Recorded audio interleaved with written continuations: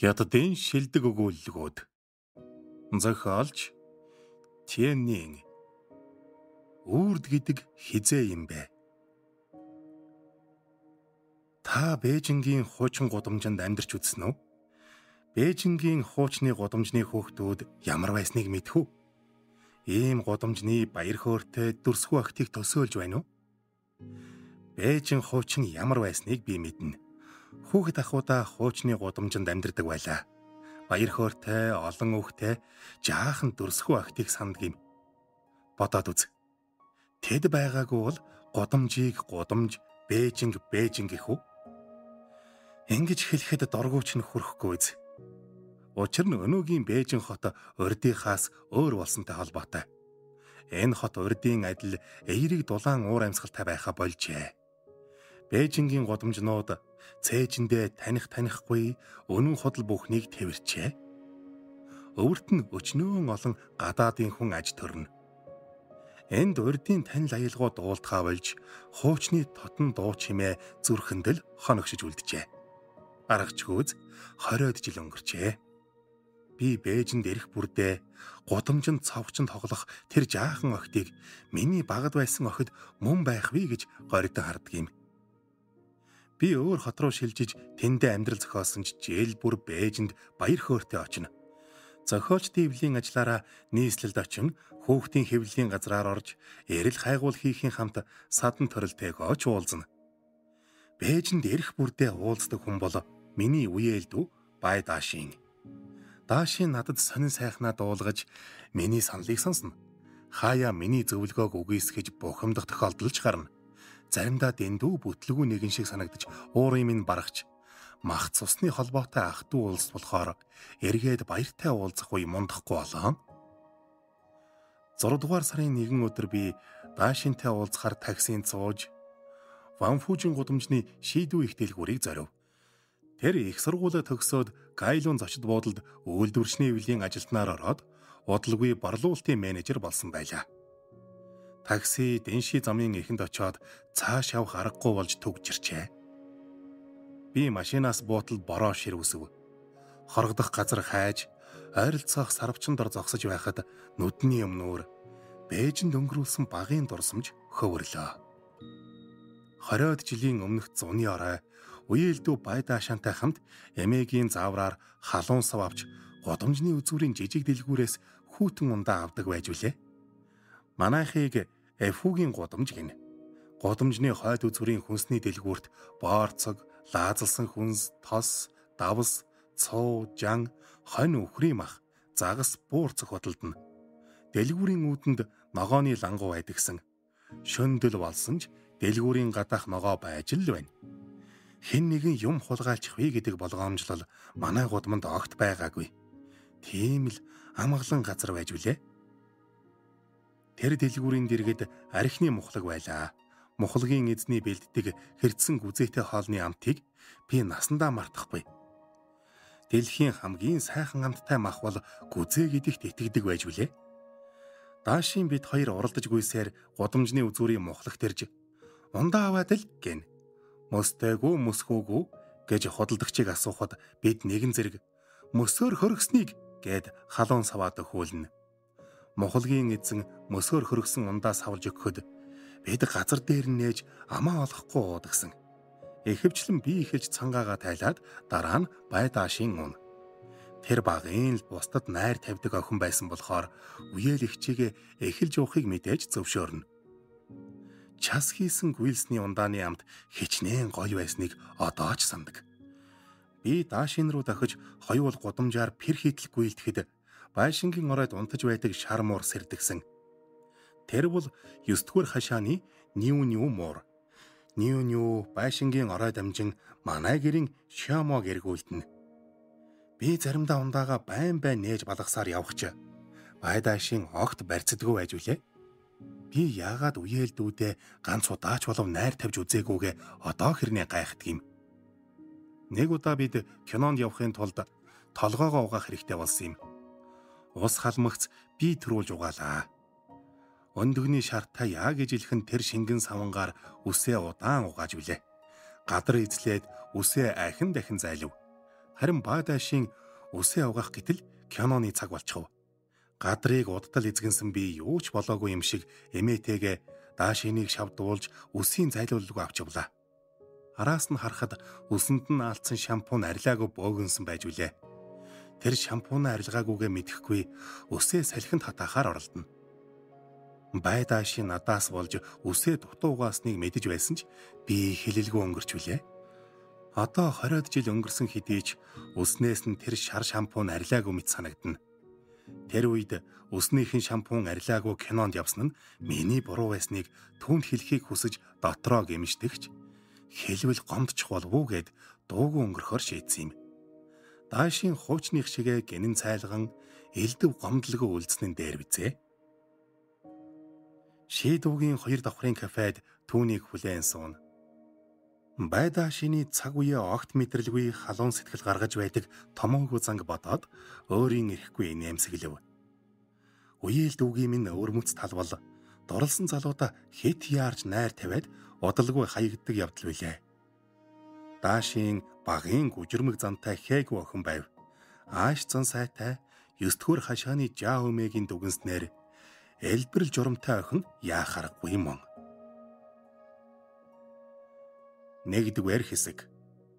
70-аад оны ихэнх үед Бээжингийн гудамжнаа хэлхэлдэн гүйлддэг 7-8-тай охидоос ганц Бай даашийн л элбэрэлтэй охин гэж магтуулна. Тэр 1-р ангид байхдаа жорлон дунсан жаамыг түшин гэрт нь хүргэж өгч 2-р ангиасаа эмээгийн хөтөвчийг цэвэрлэх ажлыг ганцаараа хийдэг болсон. Тэр үед эмээ нийтийн жорлон руу явж чадахгүй гэртээ бийцсэн. Аав ээж маань тэр үед Бээжинд байгаагүй. Бид эмээгийн бөөнд амьдарна. Даашиныг 3-р ангид байхад Хятадын олон хотод цэцэг худалдагч бүсгүй хэмээх солонгос кино эд дэлгэрч байлаа. Олон хүнийг нулимсан живүүлсэн энэ киноноос болж Даашийн бид хоёр мөн ч их уйлсан да. Гэхдээ би сэтгэлээсээ уйлаагүй. Орчин тойрныхоо юмс цатаарч хэн хэрхэн уйлж байгааг анзаарч суусан бол Даашийн чин сэтгэлээсээ мэгшин уйлсан юмдаг. Энэ киноны хорон санаат газрын эзэн Бай овогтойгоос болж ангийн хөвгүүд Бай даашиныг Бай газрын эзэн гэж хочилдог боллоо. Тэр энэ хочноос их хэмзгэлдэг байж үлээ. Харин би тэр үед гарч байсан Албанийн нугуравч хугарахгүй киноны гол дүрийн Милатай адилхан болохыг мөрөөдөж хэн нэг нь намайг түүнтэй зүүрлээсэ гэж хүснэ. Түүнийг дуурайж хөх судалтай цагаан цамц өмсөөд толинд харж фашистуудтай тэмцэхдээ хүүтнээр инээж байсныг хүртэл дуурайна. Энэ бүхэнд Даашин л надад тусалж үргэлж хажууд байлаа. Тэр л намайг Милатай адилхан гэж урамшуулж миний дүрийг тодруулах гэж өөрөө фашист болохоос буцахгүй. Хүүхэд байгаасаа миний мэдэрсэн бидний нэг ялгаа бол би Даашинаас царайлаг юм. Тэгээд ч түүн шиг бүтлгүй биш. Эмээ Бай даашиныг арчаагүй хэмээн үргэлж гоочилдог байж үлээ. Үнэн дээр дүү маань альва юмд эвдүүгүй сална л та.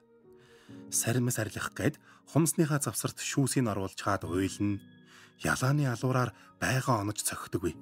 Мөн эд юма дандаа гэн. Тэр үед тосыг заавал талаанаар олгодог байлаа. Нэг хүнд сард хагасчин самрын тос хуваарлна. Хэрвээ талаанаа гэвэл 2 дахин үнээр авах болно. Нэг удаа Бай даашийн гудамжны хойд үзүүрийн дэлгүүрээс самрын тос авахаар явхдаа тосны талаанаа мөнгөтэйгөө гээж гэж билээ. Эмээ түүнийг сүнсээгч чинь яагаад ийм салан байж хичээж явхад яадаг юм бэ гэж толгой төрөөгөө загнасан юмдаг. Тэр үед Жаомегэнд Жоо хэмээх бүжгийн залуухан багш ирсэн байлаа. Царайлаг, ээлдэг тэр ахад Даашийн сэтгэл алдарч дэлгүүр явах зам зураа харах гэж ангаж байгаад барьж явсан талон мөнгөө гээчихсэн хэрэг. Жаа охвол Жаомегийн ач хүү, өөр мужийн дуу бүжгийн чуулгын бүжигчин хүн. Тэдний чуулгын тоглосон буурал бүсгүй бүжгэн жүжигт тэр данчууны дүрийг бүтээсэн юм. Жаохын хүзүүн дээр хавдар гарчхаад Бээжинд хагалгаа хэлэхээр ирээд Жаомегэнд төр сууж байлаа.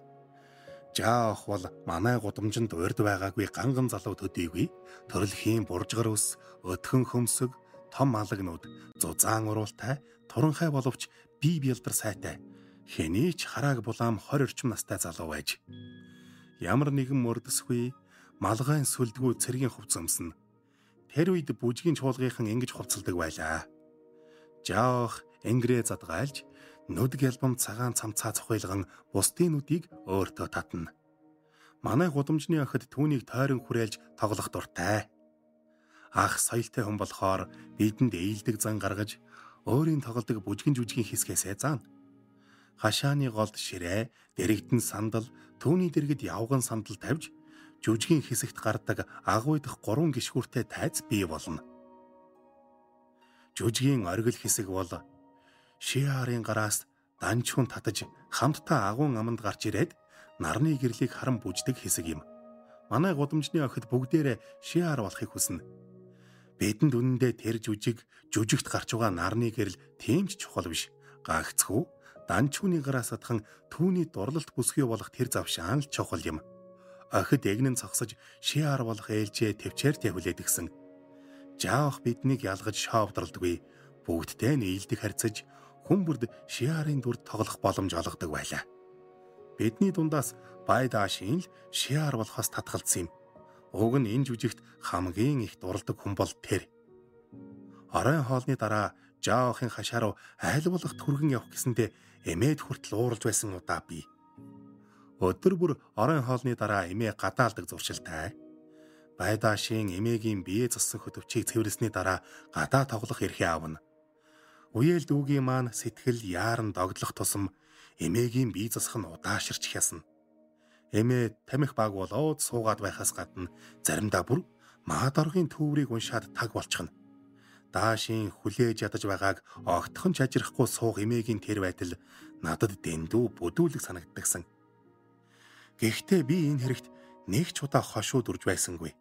Хөтөж цэвэрлэх үүрэг надад ноогдохоос эмээсэндээ тэр. Амиа хоохойлж дуугүй суудаг би Даашинийг өрөвддөг хэрнээ төрүүлж явлаа гэж сандрагна. Байдаашийн адагсан өнгөр та гатаалж дуусч байна уу? Жоохон хурдалж болохгүй юу? Гэвэл эмээ муу бэлтрэг том хүнтэй ингэж харьцаж болдгийм үү гэж адарна. Даашины сэтгэл 9-р хашаа руу яарах тусам эмээ улам удаан гадаалдагсан. Би хүлээж тэслгүй явчихна. Байдаашийн арай гэж нэг юм ирээд хүнд анзаарагдамгүй булан олж суuna. Уг нь бол Жаахад анзаарагдахыг юунаас илүү хүсдгийг би мэдэх хэдий ч тэр энэ хүслээ таг ноно. Даашийн ирчихсэн булангаас Жаахыг ширтэн суугааг олж хараад "Жааха, Даашийн шиарын дүр тоглоогүй шүү дээ. Түүнийг тоглоулахгүй мó?" гэв. Жаах миний үгийг сонсоод буланд суугаа Даашийн дээр очиод гараа сунган урихад тэр эсэргүүцлээ. Уг нь Байдаашийн ийм бүрэг хүүхэд биш. Гэвч Жаахаас болоод таг хөшөж яах учраа мэдхээ болсон байлаа. Эцсэндээ юунаас илүү хүсэж буй зүйлээсээ татгалцсан түүнийг би зоригжуулан "Чи чаднаа" гэлээ. Надаас гадна хэд хэдэн охид түүнийг ятгсан ч өгүүгээд ухраад суучихлаа. Жаах 2 гараа сунган Даашиныг хүлээсээр байв. Гэтэл тас хийх дуу гарч Байдаашийн ухаан алдаад онцгож билээ. Үүнээс хойш олон жилийн дараа Даашийн савж унах үедээ анхны дурлал нь ирээд байсныг дурлсан юм. Одоо хэдийн 30 гарсан Даашийн тэр үеийн Жаахыг энэ насандаа харсан хамгийн сайхан залуу мөн гисээр байдаг нь хачирхалтай. Бид түүнээс хойш дахин Жаахыг хараагүй. Эфүүгийн гудамжны 10 настай охин өөрт нь дурлаж ухаан алдсныг Жаах ч мэдээгүй чигээрээ үлдсэн юм. Мэдээж түүний насны эр хүн 10 настай охиныг анзаарахгүй, насгүйцэн бүсгүй хүнийг хүсэх нь ойлгомжтой. Удалгүй Жаах 3 дугаар хашааны шаалюутай учир ургуусныг бүгд мэдсэний дараа шиарын дүрд тоглодог байсан охид зүүднээсээ сэрсэн билээ. 2 дугаар хэсэг. Шаалю тэр үед 17-оос 19 орчим настай байсан болов. Тэднийг Эфүүгийн гудамжны 3 дугаар хашаанд нүүж ирээд удаагүй байлаа. Аав нь мужаан. Эцэг их нь намхан пагдгаар туранхай боловч хүүхдүүд нь эцэг ихээ бодвол өсөглөөн царайлаг. 4 хүн өндөр ханхар, 4 охин нь гойлог сайхан. Анх нүүж ирэхдээ тавлиг гэх юмгүй газраар банз тавьж унтдаг, ногоотой борог шөлөөр хоолдог айж үлээ. Эдний хүүхдүүдийн хамгийн царайлаг нь Шаалю биш ч түүнд бусдыг татах ёр бусын өвдөс байлаа. Шаргал толгор арьстай тэрээр тормолцсон нүдэрээ сормуусаа дэрвэлзүүлэх нь сэтгэл гжигдэм. Шаал юу ном журам ярьдаг охтын нэг биш. Гэзгээж толитл саманж сүлждэггүй, үсээ унжуулан сулхан сүлжээд шанааныхаа хоёр талаар задгай үс тавина. Залхуурч нозоорсноо гайхуулах мэт эрх тааваараа гудамж хэсдэгсэн. Дөнгөж сэрвүү үгүй юу? Саяхан эрх хүнтэй нооролдож угаад босоо юу гэмээр сэгсэж харагдана. Гэрийн ажлаа хийж дуусаад хашааныхаа хаалгыг удтал налж зогсоод гудамж хөндлөн гарч нийтийн жорлон руу алхах түүнийг харсан хүн зог тусам үзэсгэлэнтэй. Тэр үед нийтийн дунд уужив салтаатай өмд модонд орж байхад шаал юу бондгор бөхсөө барьсан барин өмдтэй хээв нэг гунхан алхана. Сандаалаа аймсгоо углахаагаад хөлнийхөө хомсыг гүйлсийн шарангоор будчихсан явх нь анхаарал татна. Тэр үед хөлийн хумсаа бодож болох тухай ойлголт манай гудамж бүхэл Бээжинд байгаагүй юм. Маш олон эрэгтэй найзтай хэрнээ ямар ч эмэгтэй найзгүй. Тэр удалгүй Шиданы бүлэгт элсэж тэр мөчөөс эхлэн түүнийг Шиданы шаал юу гэж нэрлсэн билээ. Энэ бүлэг сурдаггүй, ажил хийдэггүй, дэмий сэлгүүцхээс өөр ажилгүй 10 гаруй залуусаас бүрдсэн. Тэдэнд хэн нэгнээс айц үгүй гэлцэн. Шиданы бүлгийнхэн Шиданы гудамжаар сэлгүүцсэн цэрэг малгай шүүрэх, дугууны хонх хулгайлах зэрэг явуургүй ажил хийн. Хулгайлсан эзүүлсээ зах дээр арх тамхиар арилжиж орхино. Тэр үеийн хиймэл үстэй цэргийн малгай өнөөдрийн дээд цэргийн ноол орон цамцтай дүүх бөгөөд дугууны гоёмсог хонх үнтэй гар утаснаас ялгаагүй чамин эд байлаа. Шиданы бүлгийн цорын ганц эмэгтэй нь шаал юу бөгөөд түүний зарилгыг бүлгийнхээ бүх харчуултай ундах гэлцдэг байж үлээ. Бүлгийн бүх эрчүүд түүнд хайртай, харин шаал юу эрчүүдээр хайрлуулах дуртай. Түүний төлөө эрчүүд зодолдох нь шаал юуд таалагддаг гэлцэнэ. Гудамжаар нэг ярьж байгаа охиныхоо паянг аав ээж нь сонсохгүй өнгөрнө гэж хаа байх вэ? Эцэг нь түүнийг хашаанда хувц угаадаг банзан дээр хүлж шийтгсэн удаатай. Гэр бүл ах дүүгийнхээ нэр нүрийг уландаа гიშгэлээ гэж аав нь шийтгэж байхад ах дүү нар нь болиулах гэж өмөөрсөн гэдэг. Заримдаа түүнийг шөн дөл хүртэл шийтгэн. Хөхөвч шуудагтай нь гадаа орхидог байсан жишээ цөөнгүй. Хувцас хоолгүй олон цаг шийтгүүлж буй шаал юуг Шиданы бүлгийнх нь мэдээд оргуулж байсан түүхтэй. Нэг шөнө Эфүүгийн гудамжны 3 дугаар хашаанд тэд гентийн дайралт хийж хашаад авж ороод хүлгийн тайлж ноосон хөнжилд орон үүрч явсан гэдгийм. Бүлгийнхэн бүгдээрээ тус тусын Вэнхуан 28 дугуйгаа унан сүрийг үзүүлж нэгэн зэрэг хонхоо жингэнүүлсээр шаал юг аваад алга болжээ. Тэр шөнө баадашаан бид хоёр чихдүүлэрэм хонхны дуу сонсож үлээ. Маргааш нь энэ явдлыг амтай бүхэн уралдан ярьлаа. Хэд хоногийн дараа Шиданы шаал юу ч болоогүй юм шиг харж яваа харагдсансан. Оройн сэрүүнд гартаа нэхэмлийн зүв барьж хашаа налан зогсдгороо зогсно. Жаах энэ үед л шаал юг анх харсан болов уу гэж боддгийм. Шаал юуч жоохтой алаг нүдэрээ жаахын сэтгэлийг гжигдэхгүй өнгөрнө гэж үгүй л дээ. Жаамигийн манай эмээд ярьснаар бол жаахын эмчилгээ аль эрт дуусаж ажлаас нь хэд хэдэн удаа захидал цахилгаанаар дуудсан ч ах уу хөдлөхгүй гацчихсан аж. Тэр үед жаах Шиданы шаал югээс гэрлэхийг гуйж хамтдаа Бээжингээс явахыг ятхан хорогцоор байсан юм гинвүлээ. Шаал югийн хувьд нууцаараа уулзах нь сонирн болохоос биш хөдөөгийн залууг дагаж Бээжингээс явах хүсэл огт байхгүй. Доог тохуу хийгээд л өнгөрсөн болов. Хожим Шиданы бүлгийнхэн Жаамигийн хашааны араас тэр хоёрыг барьж жаахыг сайн өвшиж өгөөд Бээжингээс хөөж явуулжээ. Зарим хүн шаал юу бүлгийнхний өөрөө дуудаж жаахыг задуулсан ч гэдэг. Манай гудамжны хөгшчүүл шаал юугийн тухай ам уралдан ярина. Гүй мөн нүгэлтэй хөөх юм а?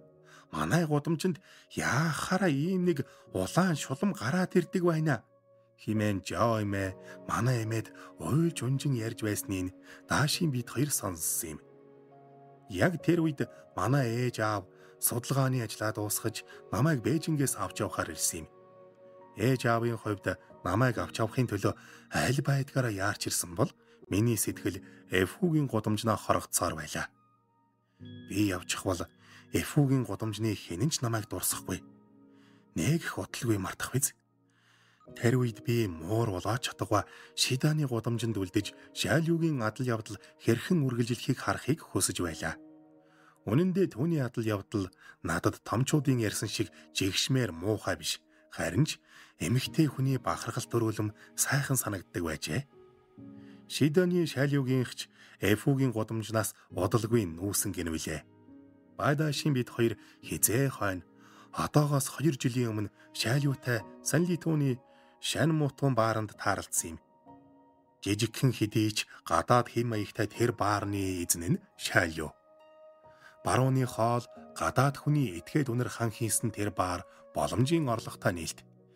Энд тэндгүү лааны бүүдгэр гэрэл сүмийж гадныхан хөлгсөн тэр газрын хананд ангийн арьс, номсом зэргийг хөлгөж тайзан дээр Америк маягийн эмэгтэй дуучин Испани гитар тоглон үнсэж Жими хэмээн дуулна.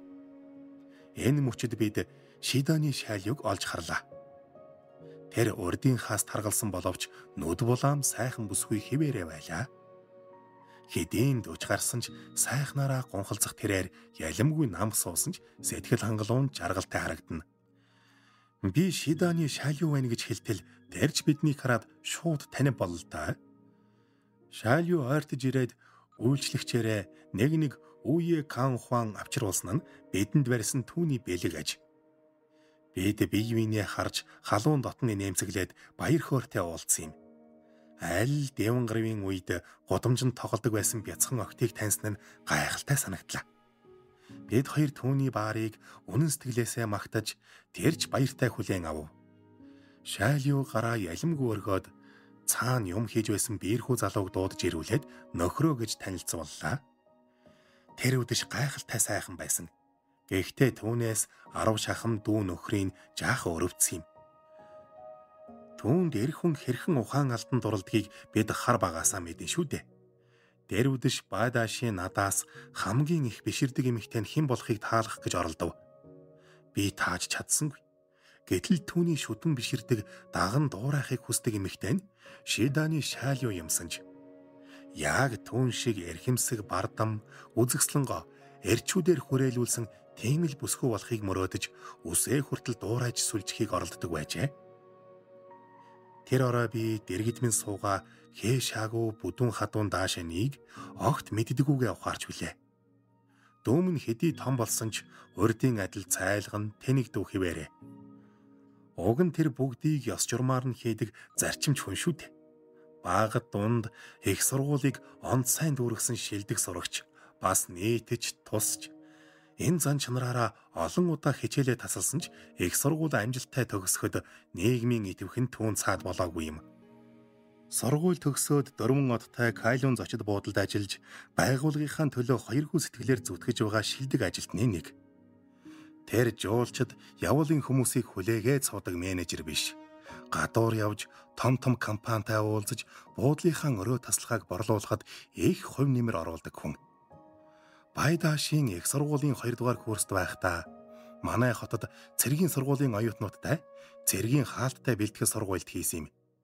Түүнийг сургуультаа дуусгаад манайд ирж 2 хонохыг урилаа. Би гэрлээд удаагүй мөрөөдлийнхөө дагуу гэрээ тогтчулсан зэрэг өөрт тохиосон сайхан бүхнээ түүнд хуваалцахыг хүссэн юм. Тэр зөвшөөрсөн болохоор нөхөр бид хоёр түүнийг угтах гэж хоол цай бэлтгэж хэрэндээ л хөл алдав. Багын дурсамжаа бодож зориуд гүзээ авч 100ш бэлтгэсэн төдийгүй нагац их ах хоёрын хань болгон өрсөн юм. Хоолны үеэр бид Даашины цэргийн сургуультад оролцоод борлож чээрэг болсныг ярьж түүнд гол анхаарлаа хандуулж байлаа. Харин тэр амнэх болгондоо цэргийн сургуультаа ярина. Өглөө хэрхэн босдгоос өксүүлээд өдөр бүр хийдэг жижиг сажиг юмаач гээйлгүй ярьж салаан дарга хамт сурч байсан ангийнх нь хаанаас ирсэн, ямар аялгаар ярьдаг, сургуулийн эхний өдөр юу болсон, хэн яасан гэд танихгүй хүмүүсийн тухай дэндүү дэлгэрэнгүй яриад илгэв. Бүтэн оройн турш зөвхөн цэргийн сургуультаа омбож бидний түүнд зориулж ямар их бэлтгэл хийснийг анзаарсангүй. Ширээн дээр ямар хоол байгааг бүхэл зориуд авч бэлдсэн гүзээний 100 шиг минь харсангүй. Манай шинэ байрыгч тойруулж хараагүй дээр нагац их ах хоёроо байгааг анзаарсан эсхийг мэдэхгүй юм. Хинтээ хаана байгаагаа мэдрэхгүй байсан түүнд би ногоон өнгөтэй альчуур авчирч өгсөн нь бас буруудлаа. Альчуурыг хараад учир зүггүй уйлж салаан даргаа санжглаа гэж ярих нь миний урмыг хугалж билээ. Маргааш нь өглөөний цайны үед ойрхон шуудан биесгийг асуув. Урьд шөнө салаан даргадаа захидал бичснээ элгээ хийм гинэ. Миний түүнд гаргасан тэр их сэтгэлийг огтхонч бодохгүй. Цэргийн сургуультаа автсан хിവэр байж билээ. Энэ явдлаас нэг бодлогогүй эмээ маань бурхан болов. Бүтэн 3 жил хэвтэрт байсан түүнийг Байдаашины аав ээж асарч хамт амьдарч байлаа. Тэднийх 80-аад оны ихээр Бээжинд нүүж ирж эмээтэй олон жил хамт амьдарсан юм. Миний л мэдхээр эмээгийн хамгийн их загнадаг хүн Байдаашин. Харин эмээг хамгийн их асарсан хүн бас л Байдаашин.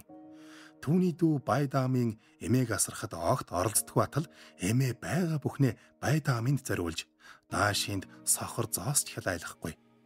Нэг удаа та хоёрыг эмээ яагаад ингэж ялгаж харьцдаг юм бол гэхэд Байдаашин дүү минь багада их өвчин ороосон болохоор эрхлүүлэх нь аргагүй. Би ч гэсэн Байдаамны төлөө илүү их юм хийхсэн гэж боддог гэлээ. Нэрэл Байдаамын төрөөд одлоггүй ханиад хүрсэн, хоёр тойдоо буурцагт хахаад өөхөг шахсан, гурав тайдаа эвэрхийний мэс засал хийлгэн, тав тайдаа худагт унаж толгоогоо сөрхий хагалж байлаа. Энэ бэртлээсээ болж 7 тойдоо тархины өрөвсөл болж, 10 тайдаа хүүхдтэй мөргөлдөж үүдэн шүдээ хугалсан гэд тоочвол 11-тэдээ 12 тойдоо гэд хүүхд насныхын жил бүрийг өвчний түүх дагаж байсан нь санаанд орж билээ.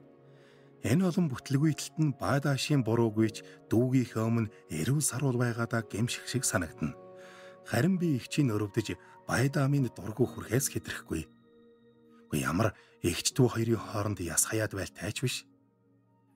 Эмээ өөд болоход Байдаашинд хамгийн хүнд тусаж уйлж унжин хідэнтэй ухаан алдав. Шэсбасын үргэлж зөөж асарсан Байдаашиныг эмээ харааж загнаснаас толгойг нь илж энхрилж байсныг би ёр үзээгүй ч тэр хүн Даашины сэтгэлд сайхан дурсамжаар л дарахлагджээ. Удалгүй наг цэгчийн ажлын газраас 2 өрөө байр өгснөөр тэд хүүгээ аваад нүүлээ. Эмээгийн хуучин байшинг хамгийн их асарч тойлсон Байдаашинд үлдээхэн зүйтэй гэж шийдсэн хэрэгэлдэ. Байдаашин ганцаараа амьдрах болоод нэг их бодлоггүй түүний 2 дахь дурлал эхэлсэн юм. Их сургуулийн 4-р курст байхдаа гэртээ ангийнхнаа дайлж цагийг зугаатай өнгөрүүлнэ. Ангийнх нь Гаохон ээжигээ эмнэлэгт үзүүлэхээр Бээжинд авчирч Даашиныг хагас сар байлгав. Байдаашин Гаохонд сэтгэл алдарч хүсэл бүхнийг гүйцэлдүүлэхэд бэлэн байлаа. Бээжинд очихдоо би Гаохонг харж байсан. Далианаас ирсэн сэргэлэн байрын тэр залуу Даашинд сэтгэлгүй нь харваас илд. Гэвч дурлалдаа сохорсон Байдаашинд үүнийг ойлгуулах боломж үнэндээ байсангүй. 3 дугаар хэсэг. Байдаашин хайр дурлал бүхэл бусадтай харилцах харилцаандаа хүртэл өөрийгөө нөгөө хүнээс доогуур байр суурьнд тавьдаг хүн. Бусдын төлөө амьдрахаар зориулагдсан мэт. Энэ дэлхий дээрх эрэгтэй хүний түүнд өгөх сэтгэл хязээж түүний асаж буй хайрыг давж гарахгүй гэдгийг магадгүй тэр совингороо мэдэрдэг байх. Хатууч гэсэн үннийг би бодтоор харж байлаа. Гаохоны хувьд дүүтэй минь янгийн харилцаа үүсэхвэл төгсөөд Бээжинд үлдэж чадна гэж тооцоолсон. Зөвхөн энэ шалтгаанаар түүнийг бараад явааг нь сануулахыг оролдож Гаохонд төгсөөд Бээжинд суух газар байхгүй шүү дээ гэхэд бид гэрэлчихвэл тэр Бээжинд гэртээ болно гэж хэнэгчгүй авч билээ. Гаохон анх Даашинтай гэрлэх бодолтой байсан байж мэднэ.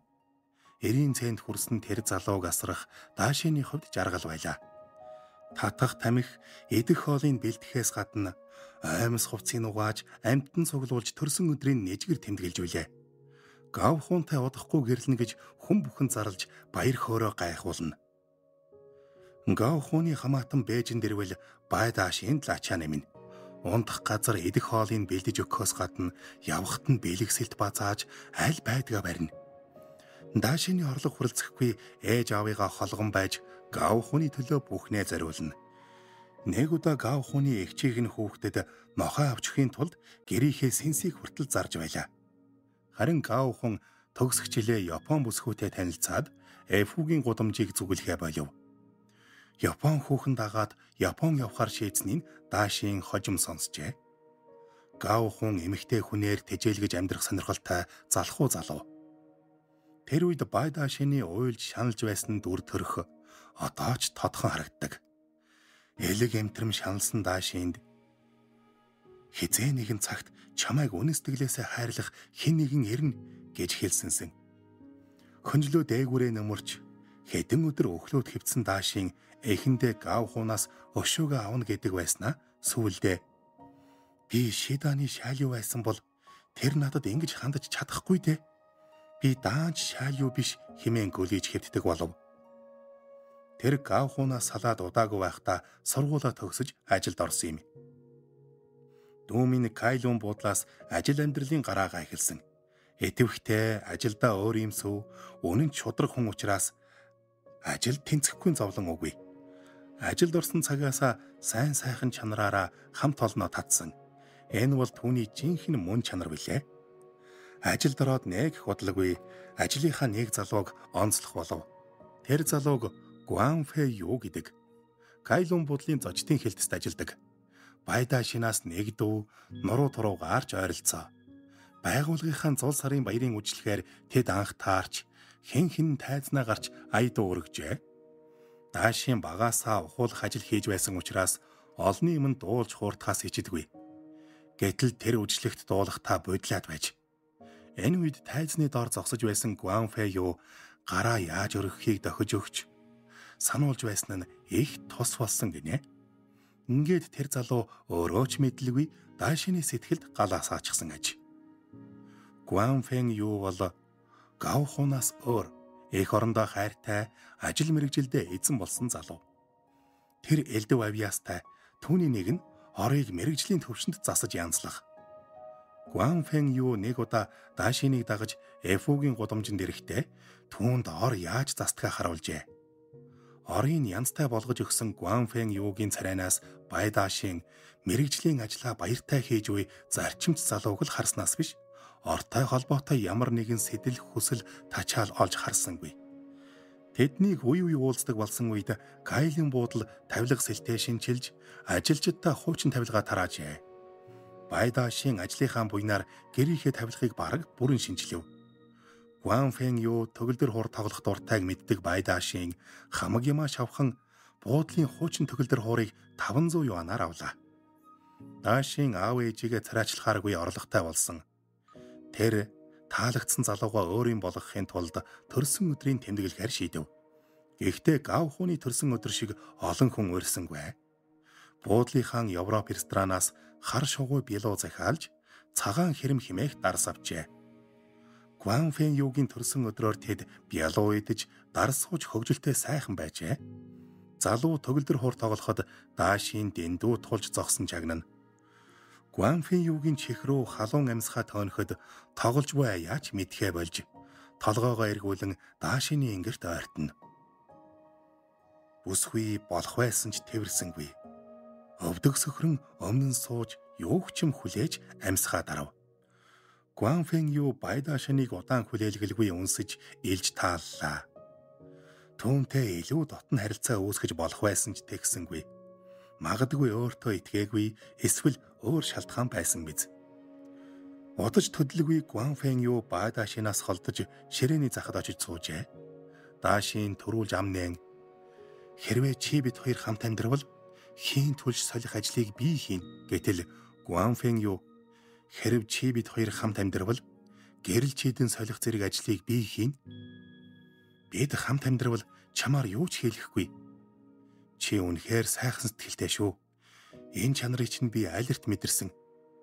Тэд ахин үнсэлдэж баяртай салжээ. Тэд гэрлэх тухай яриаггүй ч дотроо бол магадгүй гэсэн хүлээлттэй байлаа. Ажлынх нь Даашинаас Гуан Фэн юутай ямар харилцаатай болохыг асуухад жаргалтай инээсэн ч тодорхой хариулт өгдөггүй байв. Бай Даашин оюутан цагаа бодвол баг зэрэг туршлагачжээ. Хэрвээ манай хамаатны өөр нэг дүү Шаобин ирээг бол тэр хоёрыг гэрлэх байсан гэж боддог юм. Гэвч Шаобин ирж Даашины цэцэглэх гэж байсан амьдралыг нурааж билээ. Шаобин бол манай нагцын охин. Гэрийнхэн нь Тайванд байдаг. Их сургуульд 3 удаа шалгалт өгөөд тэнцээгөө болохоор Бээжинд ажил хийхээр ирсэн нь тэр. Хувцсны загвар зохион бүтээгч болохыг мөрөөддөг Шабийн бичиг баримт шаарддаггүй, ажил төрөлтэй эсхийн ч нягтлж үздэггүй хувцс загварын жижиг сургуульд илсээд хинээс ч асуулгүйгээр Эфүүгийн гудамжинд ирж Байдаашинид амьдрах боллоо. 4-р хэсэг. Шабийн урд нь Бээжинд ирж үзээгүй ч бараг л ичих булчирхайгүй хаан ч утсан амиа аргалж дайны залтай нэгэн. Тэрээр Байдаашинид ирээд хувцсны шүүгэнийхэн талыг асуулгүйгээр эзлээ зогсохгүй, бичгийн ширээний хагаст өөрийн юмаа өржээ. Студид авахулсан том жаацтай зураг хойморт залав. Шабины эзэрхүү зан үүгээр дууссангүй. Даашины ганц өргөн орыг би нарийн орноос унчдаг учраас энэ тунтахаас өөр аргагүй гэж хэлээд эзлээд авчихсан болохоор Даашин өөртөө эвхдэг ор авчээ. Хоолны асуудлаа хүртэл өөрөө шийдсэнгүй. Өглөөний хоолыг тус тусдаа аргалж, оройн хоолыг хэн төрүүлж ирсэн нь хийн. Харин өдрийн хоолыг Кайлун зочид буудалд очиж Байдаашины ажлаас өгдөг нэг хүний порцийг хувааж идэж бай гэж тулгав. Даашиныг ятгахдаа торхгүй бол болохоо байсан байна. Торхгүй бол гоё хувцс ойж өгөхгүй гэжээ. Шабины энэ дарамт Байдаашинд анхнаасаа таалагдаагүй боловч турж Шабинээс дутахгүй бие хаатай болох юм билүү гэж бодсон аж. Анх өдрийн хоолоо хуваана гэж тохирсон ч Шабин ихэнхийг идэж Байдаашийн жигнэмэг төдийхнөр харгалж байгаад харж хоолдог болов. Шабин түүний ажлаас өгдөг өдрийн хоолыг идээ зогссонгүй, ажлынхантай дотн танилцж, гоо сайхны газраар нь үнгүй үйлчлүүлж, хувцс хунраач үн төлбөргөө угаалгадаг болжээ. Сүүлдээ буудлын ажилтан залуу өглөөбөр Эфүүгийн гудамжинд ирж Шабиныг хичээлтэнд хүргэж өгдөг болов.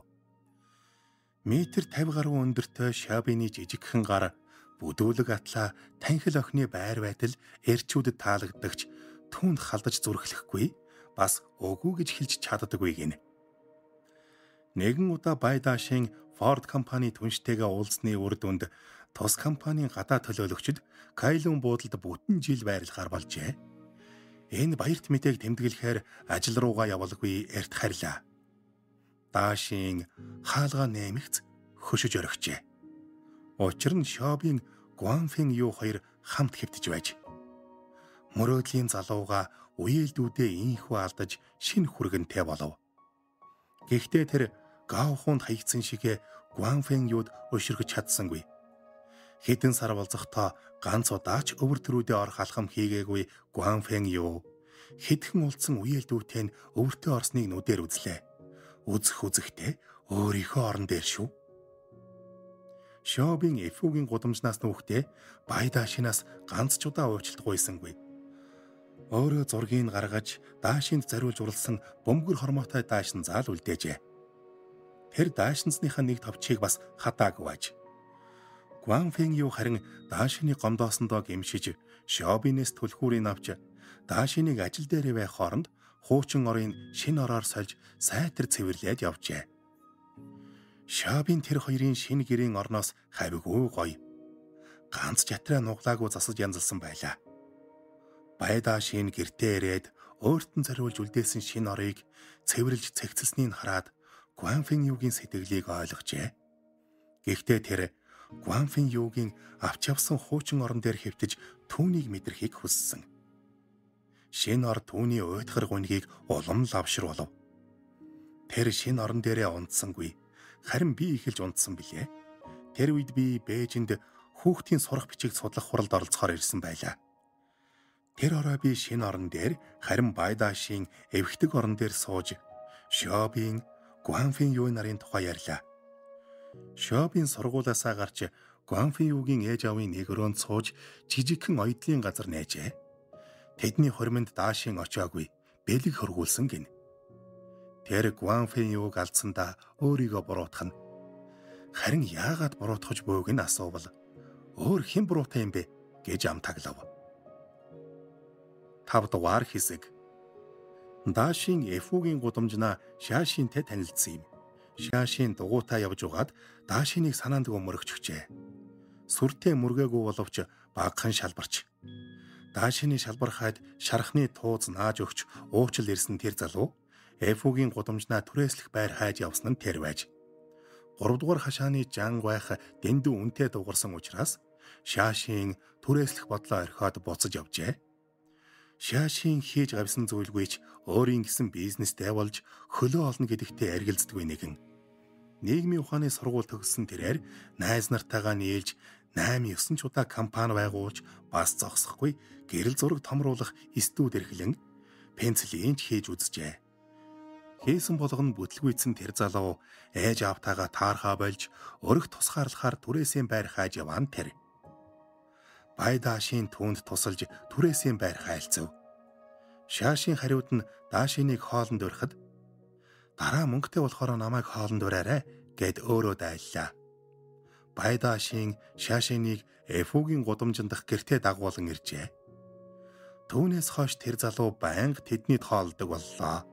Хооллохдоо хийх ажлынхаа төлөвлөгөө, арилжаа наймаа, мөнгөтэй болох мөрөөдөл, ангийнхаа хүүхдүүдийн хамт химийн үйлдвэр байгуулах тухайгаа ярина. Даашийн түүний бүх мөрөөдөлд итгэж байв. Тэрч бүхэл химийн үйлдвэр байгуулахад нь 10,000 юан гаргаж хөрөнгө оруулъя гэсэнгээ бод. Харин Шаашийн түүний мөнгийг авахыг хүсээгүй юм. Миний хувьд Шаашийн гэдэг тэр залуугийн тухай анх сонсоод л дурггүй байлаа. Үнгүү хоол идэх гэсэн хоосон ярьсан залуу гэж намайг дүгнэхэд Даашийн өмөөрч хэр халдаасангүй. Шаашийн тэдний тонохдоо түүнд хуруугаач хүргээгүй гин. Даашийн түүнд хэдийн татагчаад байгаач Шаашийн түүнийг эмэгтэй хүн гэж хүлээж авахгүй байх шиг надад санагдана. Ер нь бол Даашийн хэтэрхий хичээгээд ирэхээр аль бурууддаг. Тэр тайван байх гэж хичээх үедээ улам сандруу болдог. Тэр хөрийгөө гоёх гэж оон хэсэг түрхэхээрээ дордуулж орхидог үлээ. Даашийн Шаашийн хоёр танилцаад хагас жилийг үджээ. Тэр өмнө нь Гаохон, Гуанфэн юу нарын төрсөн өдрийг тэмдэглэсэн шигэ Шаашины төрсөн өдрийг тэмдэглэхээр болов. Төрсөн өдрөөр нь сайхан харагдах гэж бүтэн өдрийг зориулжээ. Сандарч тэвдэн байж хоолны ширээгээ дүүргэв. Хоол хийж дуусаад биеийн тамирын хувцас өмслөө. Тэр өдөр Шаашийн гуймыг идэж Даашийн согттлоо ов.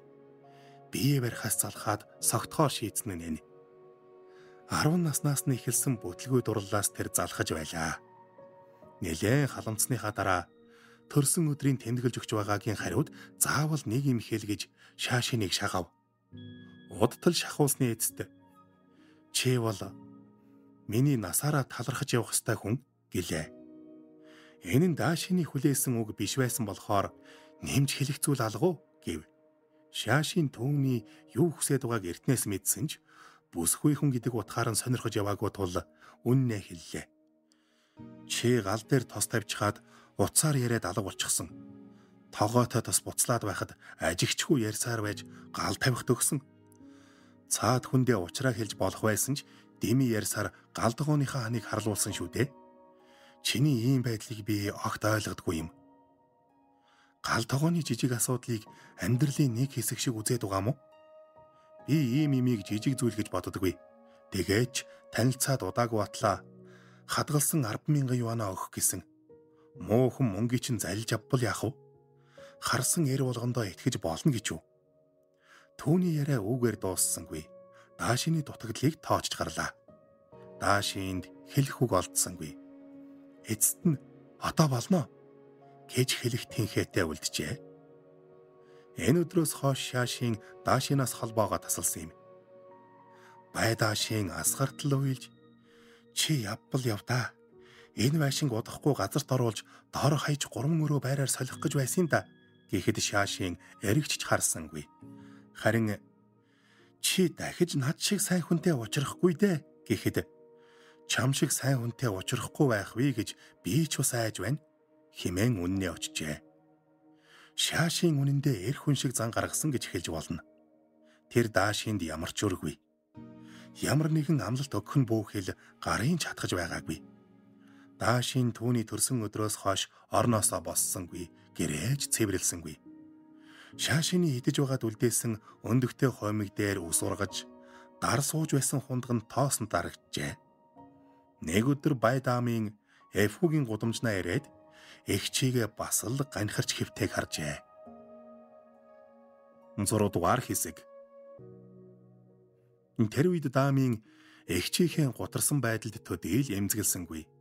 Харин байшинг нь яаж гуйх вэ гэдэгтээ л шанална. Байдамын айлэрт гэрэлсэн эхнэр нь хүүхдийн цэцэрлэгийн дуу хөгжмийн багш. Анх тэднийг даашийн танилцуулсан түүхтэй. Дамын өргө тусгаарлаж тусдаа гарах бололцоогүй тул аав ээжийнхээ хажуу өрөөнд эхнэрийн хамт толгой хорогдно. Түүний эхнэр Мими Хадмын хаан ая талыг олоод сурчихсан айхавтар бүсгүй. Мими гэдэг бүсгүйн амьдрал болж л байсан ч Эфүүгийн гудамжийг нурааж шинэ 3 өрөө байр өгөх сургаар хадамтайгаа нэг гэрт багтаж шингэхээргүй болж өөрчлөгдлөө. Хадмын аяыг харж амьдрах хэцүү байгаагаа гайхаж гутарсан эхнэрээ Дамын аргадах учраа олж ядавч эгчийнхээ хөрөнгөнд шууд халдаж чадахгүй гэж эрс цааргалав. Гэхдээ Дамины эхнэр түүнээс ч илүү хүчтэй байлаа. Эхлээд эгчийгээ зөвшөөрвөл дараа нь ээж аавд чинь дуулгахад ганц охиноо түлхэж чадахгүй гэж ятгажээ. Энэ үеэр Эфүүгийн гудамжны айлуудын дунд нүүхгүй тухай яриа ам дамжин, зарим нь шинэ байртай болох гэж байгаадаа баярлж байхад, зарим нь дассан газраасаа нүүх дургүйдээ харамсаж байлаа. Байдамын Мимигийн шахалтаар Эфүүгийн гудамжинд ирээд эгчийгээ ганцаардал дидэгдэж ингэж амьдрснаас ээж аавтай хамт байсан дээрч байх гэж бодож амжив. Дамын эгчтэй ус хийж өгөхөд Даашийн түүнийг ууж, совдон нулимсаа бөмбөрүүлэн шаашины тухай ярьсаар байлаа. Дамын баг байхдаа хийсэн хэрэгээ эгч рүүгээ чихэж эмээгээрээ зодуулж байснаа санан би төөхөн гэмшин. Байдаашийн бүтлгүй дурлалаа ярьж дуусаад дүүгийнхээ ирсэн зорилгыг асуух сөхөөтэй болжээ. Байдамын зоргоо чангалан байж байшингаа солиё гэж хэллээ. Байдаашийн цочирдон уурлаж энэ Мимигийн санаа биз хэмээн уг дуугүй толгой тохисон дүүгээ хараад улам асаж сайн санаж дүүтэйгээ танилцуулсан нь буруу болж харамсаж байна гэж хэлээрээ. Чамд эгчийгээ хайрлах сэтгэл алгуу. Хүний хүнтэй нийлж төрсөн эгчийгээ дарлах сайхан байна уу? Уурлаж өс сандгүй ноолоход амар номхон амтанг санаа юу? Чамд өчүүхэн ч гэсэн хүн чанар алгуу гэж хашгич байна. Хичнээн цаг орилж чарлснаа анзаарсангүй. Дүүгээ явсныг ч мэдсэнгүй. Байдаашийн хоолойгоо сөйтл орсны эцэд тайвширчээ. Тайвшраад дүүгээ Эфүүгийн гудамж битгийхэл дэлхий дээр амьдарч чадаагүй яах вүлээ хэмээн өрөвдөв. Маргааш нь Дамины ажил дээр очиж гэрээ солихыг зөвшөөрснөө хэлж Мимигээс уучлалт гуйж угаад дамжуулжээ. Эфүүгийн гудамжийг нураадаг өдөр Байдаашийн аав ээж их рүүгээ нүүж таарлаа. Нүүхээс нь хэд хоногийн өмнө гэр өөдөө бодолд автан алхаж явтал өөдөнд нь хүүхэд тэрсэн нэгэн залуу хүлээж зогсов. Тэр бол Гав хүн байлаа. Гайхаж мэгдсэн Даашийн тэднийг гэртээ оруулж ундаагаар дайлав. Гав хүний Япон бүсгүйтэй эхлүүлсэн хайр дурлал бүтлгүйтэж гоо сайхны сэтгүүлийн газар найруулагч болсныг Байдаашийн ангийнхнаасаа сонссон аж.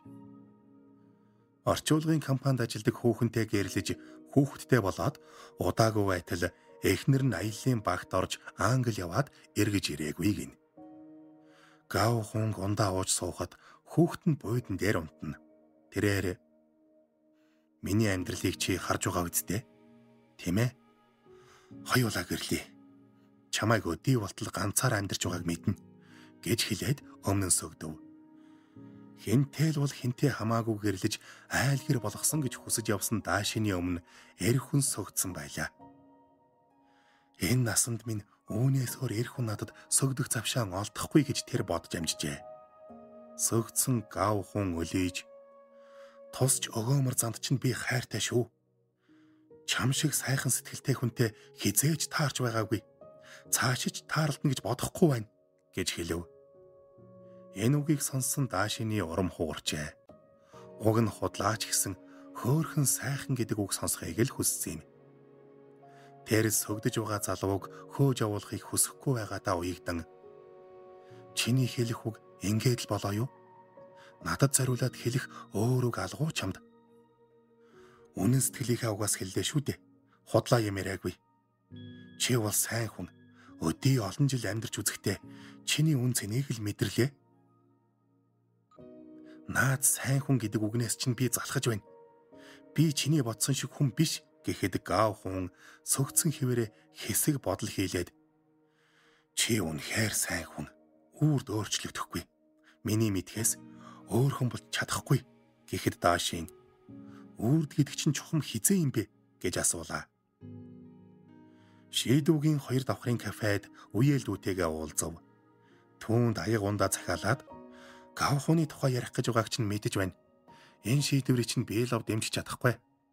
Эргэлзэх хэрэг алга, түүнтэй гэрлэх хэрэггүй гэхэд Гав хуу намайг цагтаа хаяж яваад одоо хүний улаан ялзраа хөөх тэрч ирээд сөгдөж гуйсан.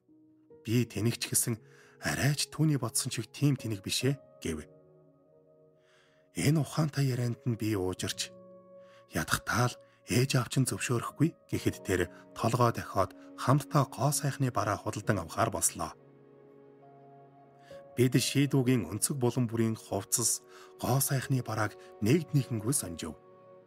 Даашийн цоо шин хүн болсон аятай өөртөө зохихгүй загвартай хувцас шилд сонгоод байлаа. Би түүнд өөртөө тохирохгүй өмсөхгүй хувцас авч мөнгөө дэмий үрэх гэлээ гэхэд өөрөө хувцас сонгоод авчих хэрэг байна уу надад хэмээн хэдэрлэв. Би дахин ятгаж чи хизээч ийм хувцас өмсөхгүйг чинь мэдэж байна гэхэд хизээч гэдэг чинь чухам хизээ юм бэ гэв. Би амаа хамхиж дуугаа хураав. Маргааш нь Даашийн залгаж буудлынхаа завсраас хэр даг болсон ялах хүүхдийн альчуур олсноо хэлв. Альчуурын хэрийг арилгах гэж олон удаа угаасан гин. Угаах тоолондоо хөөхийн ялах охиныг бодон шаналж элэг имтэрснээ ярив. Даашийн тэр бяцхан охины амьдралыг ямар амьдрал гэхэв? Гав хунд буруу санах шаардлага чалга хэмээн сунжирсан урт тайлбар хийв. Чи түүнд нүүр өгөхгүй гэж шийдээгүй үлв? Гэвч тэднийг орхивол миний сэтгэл үрд амар тайван байхгүй. Үрд гинэ. Үрд гэдэг чинь хизээ юм бэ гэхэд харилцуурын цаана хэсэг чимээ тасарснаа. Үрд гэдэг хизээг мэдэхгүй. Гэхдээ би хизээч мөрөөддөгчгээ хүн болж чадахгүйгээ мэднэ. Мөрөөддөгчгээ бүсгүй болно гэдэг Гав хунтай гэрлэхээс ч хэцүү юм гэлээ. Тэр Гав хунтай гэрлэхээр шийджээ. Одоо түүнийг ятгах нь гэдэг цагийн газ үзье. Тэр орой нөхөртэйгөө чааны өргөн чөлөөгөөр салхилж явав. Ван Юу намайг авахаар Бээжинд ирсэн байлаа. Урд нь түүнтэй уулзах гэж ингэж их яарч байсангүй. Ван Юуны гараа сатгаад чи намайг үрд хайрлах уу? Чамайгаа үрд хайрлнаа. Үрд гэдэг чинь хэр урт хугацаа юм бэ? Гэхэд нөхөр маань гайхаж юу гинэ гэж лавлав. Байда шиний амьдралд эмзэглэж байгаагаа би нэгнгүй ярив. Үсэндээ өндгөн шар шампунь наалдуулж гүйсэн Даашийн үл таних бяцхан охины альчуурыг угаах Даашийн яагаад ийм азгүйд халаглан ярьлаа. Түүний бүтлгүйд би хизээд дургу байсан. Хизээд гэдэг хичнээн удаан үргэлжлэх юм бол би түүний бүтлгүйг ямагт өрөвддөг байсан. Ямагт гэдэг хэр зэрэг урт юм бол энэ л хүний хайр хорсол амьдралыг шингээсэн Бээжингийн хуучны гудамжийг нураасанж гудамж бүрийг ажиглан харж дурсамжаа уудалдаг магадгүй үрд болохгүй үзье. Үрд гэдэг энэ үг ер нь хэр холын цаг хугацааг хэлдэг юм болоо. Төгсөв. Оржуулсан Эрдэнэ очрын оргил.